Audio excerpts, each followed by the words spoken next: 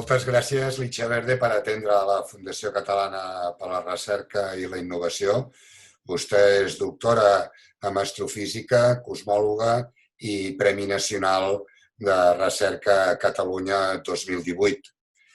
Aquests dies hem vist que mitjançant una gran col·laboració i intensa entre astrofísics d'arreu del món, principalment dels Estats Units i d'Itàlia, s'ha fet una descoberta d'un tamany de forat negre que es creia que no podia existir.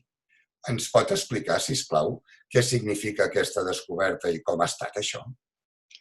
Muchas gracias, benvingut a tothom.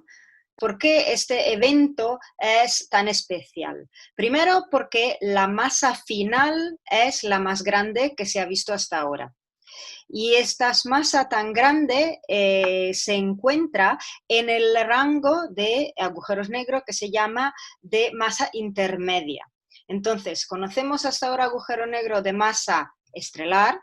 Sabemos que en el centro de galaxias, de casi toda la galaxia, hay agujeros negros supermasivos, pero para crecer este agujero negro supermasivo hay que pasar por una masa intermedia y hasta ahora la evidencia de existencia de agujero negro de masa intermedia no era muy fuerte. Había indicaciones, pero no era muy fuerte. Ahora se ha visto.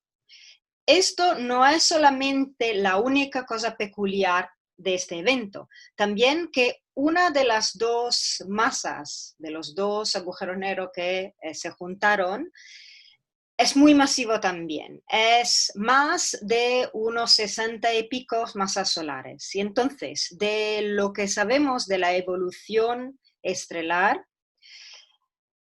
esos objetos no tendrían que existir. Porque en esas masas las estrellas se hacen instables. Se hacen instables significa que pierden esta masa extra, aunque la tuvieran al principio, porque no serían estables. Doncs molt bé, moltes gràcies. De nada, un placer. Gràcies.